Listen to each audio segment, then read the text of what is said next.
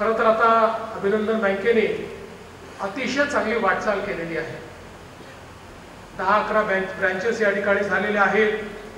ही अतिशय चांगली मुख्य शाखेची इमारत तयार झालेली आहे।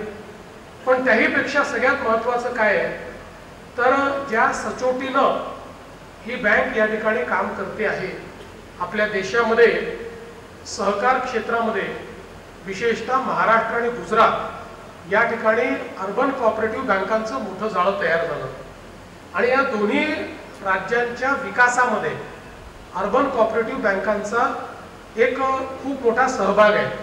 कारण आपल्याला हे लक्षात घ्यावं लागेल की जोपर्यंत आर्थिक सक्षमता येत नाही, जोपर्यंत आर्थिक अधिकारिता येत नाही, तोपर्यंत आर्थिक विकास होऊ शकत नाही।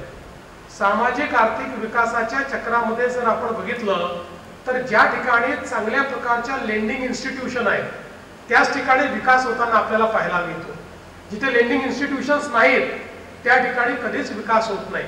कारण लोकांजवळ आयडियाज असतात, लोकांजवळ क्षमता असते, कार्यक्षमता असते, लोकांना नवीन काहीतरी करायचं असतं, बिझनेस करायचा असतो, एखादा व्यवसाय उभा करायचा असतो।